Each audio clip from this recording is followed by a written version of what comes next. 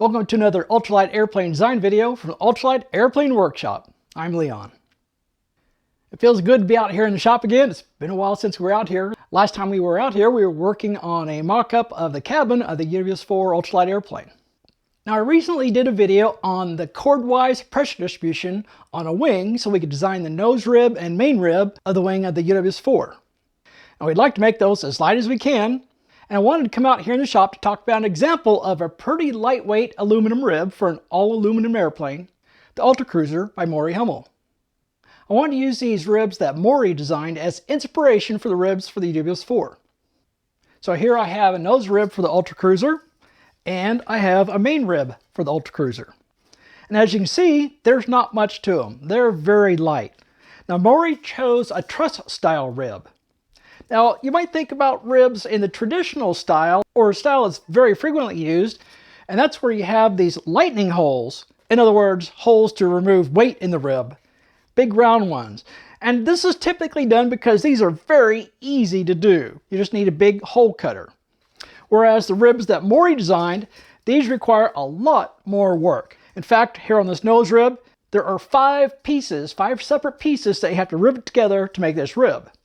We have the top skin piece, the bottom skin piece, where it attaches to the spar, the nose, and then we have this truss piece.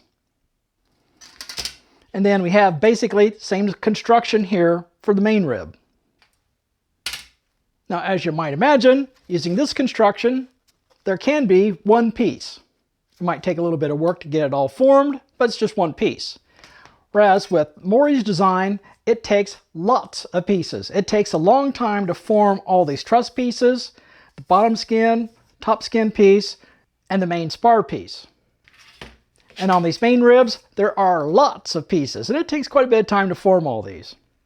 And then you have to rivet them together. And just in case you're curious, the caps on these ribs are 25 thousandths aluminum, 6061, so this one and this one. This truss piece is 16 thousandths aluminum, as is the nose piece. And then the piece that attaches to the spar is 20 thousandths aluminum, and these are all 6061 T6 aluminum. And the same is true for the main rib. And in case you want to know how much they weigh, this main rib is 127 grams. The nose rib is 68 grams. And in ounces, the nose rib is 2.35.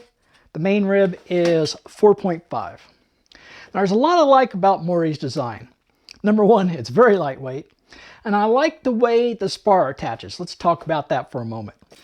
So essentially, these two pieces are riveted together through the spar, the web of the spar.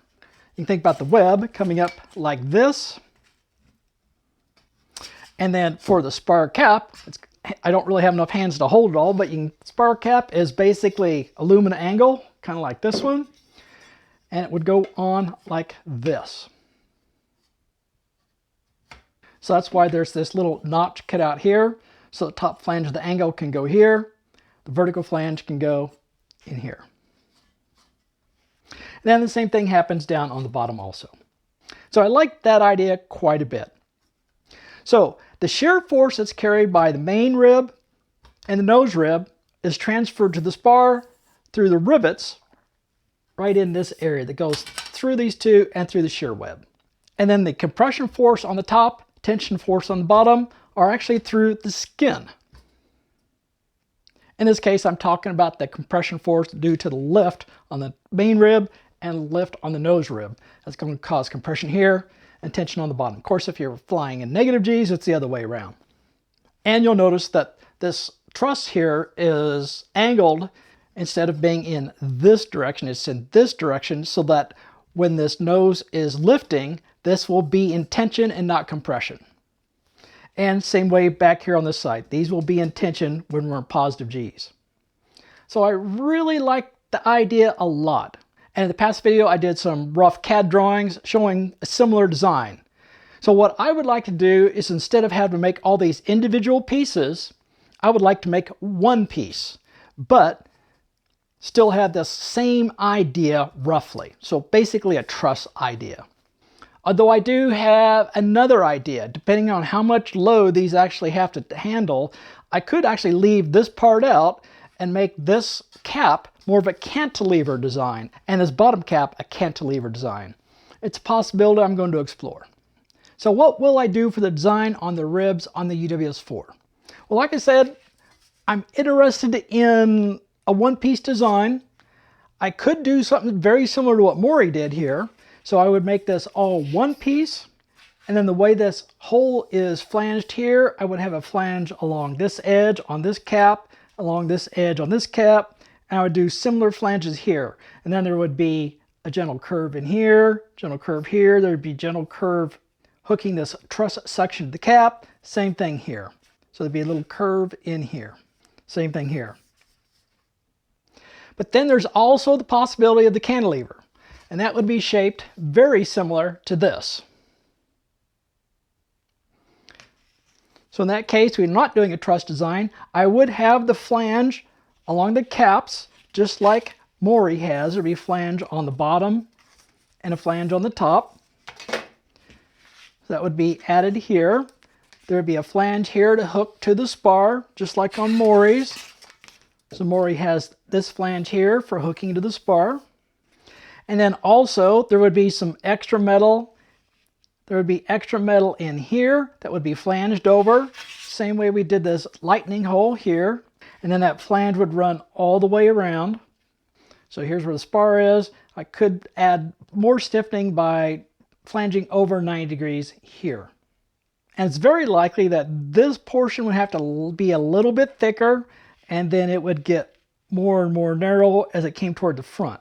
And that's fairly typical for some cantilevers. So this would be like a beam handling the suction on the top. And then when we do the same thing here on the bottom. So this would be acting like a beam here along this bottom. But this thickness I have here, right now I have no idea what it needs to be. We need to do some testing and some designing to figure out what this thickness should be. I also need to figure out what the material thickness should be. I'd like to go with 16 thousandths. I don't know if I can do that. I also need to figure out what the rivet spacing is, where we rivet the skin down to the rib. Now on Morry's airplane, on the Ultra Cruiser, he used 2-inch spacing. So that would probably work, but I want to do some testing, some analysis to verify that. And we're starting to get closer to having something really physical, something produced for the airplane. I made these little templates life-size. So this is actually the correct size for the nose ribs on the UWS-4. Let's compare that to Morry's rib. So you can see it's a little bit bigger, about 1.5 inches taller and about 3 inches longer. Now that's because the cord on the UWS-4 is longer than on the Ultra Cruiser. They're both 18% thick airfoils, but since the cord is longer on the UWS-4, we're going to have more depth here at the spar. And of course, we're going to be longer from the leading edge to the trailing edge. Well, that's it for this structural design video. I was finally able to make a short one. You're welcome, Keith. Keith is one of the patrons that wants me to make shorter videos. And speaking of patrons, I want to thank our latest patron, Luca, who joined us at the Builder tier. And Luca, hope you can join us at our next hangar flying session. So in the next structural design video, I want to do some testing and some analysis so we can start to get a handle on how we're going to finalize design on the nose rib and the main rib for the UWS-4. So that's going to be a lot of fun. See you next time.